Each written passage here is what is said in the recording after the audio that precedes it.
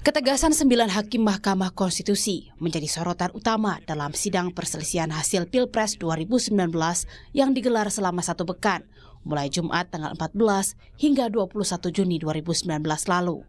Tak hanya tegas dalam mengajukan sejumlah pertanyaan kepada saksi, Hakim Konstitusi juga terkesan galak pada seluruh pihak, baik pemohon, termohon, maupun pihak terkait. Seperti Hakim Idewa Gede Palguna.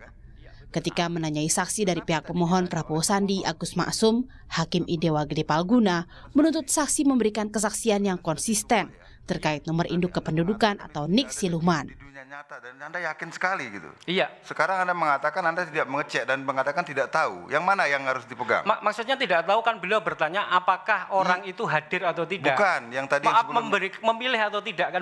Bukan itu yang sebelum itu. Tadi saya ingatkan, segarkan ya, lagi. Baik. Waktu dituntun oleh Yang Mulia, jangan disela dulu saya. Jangan interupsi dulu.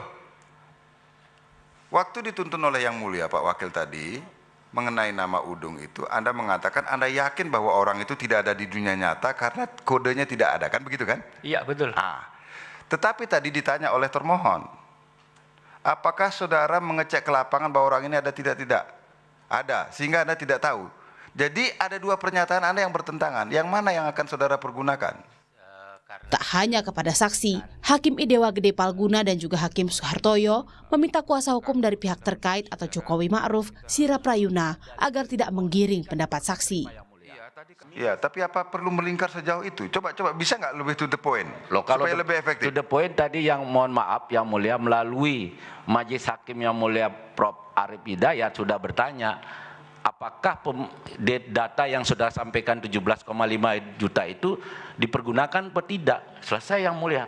Itu sudah selesai. Jadi saudara mau mengkonfirmasi itu kan? Silakan sebentar Pak. Ada ya, tadi saya senada dengan itu Pak Sira. Pertanyaan Anda kan apa saja tadi? Dengan kalimat pertanyaan yang diawali dengan apa saja, itu akan menjebak pada saksi untuk berpendapat. Sebaiknya diganti dengan pertanyaan yang lain.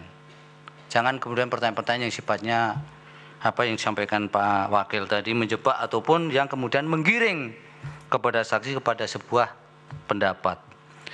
Kalau pertanyaan demikian formulanya mestinya apakah Anda tahu syarat-syarat apa saja? Nah, bla bla bla teruskan. Silakan. Kalau tidak bisa ganti dengan pertanyaan yang lain. Baik.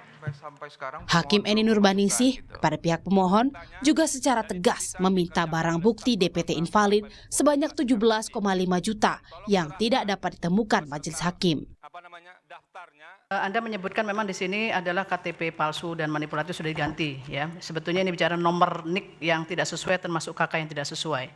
Saya ingin kemudian karena ini menyebutkan buktinya adalah P155, saya mohon dihadirkan bukti P155. Untuk saya konfrontir kemudian dengan bukti yang disampaikan oleh KPU. Karena saya cari di sini bukti P155 yang menunjukkan 17,5 juta itu tidak ada. Tolong dihadirkan. Tolong pihak kuasa hukum. Bisa di itu P155.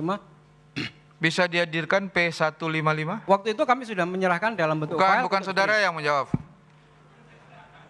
Itu bukan tugasnya Bapak itu. Kuasa hukum yang memberikan kami daftar bukti, ada di dalam daftar bukti itu P155, bisa ditunjukkan?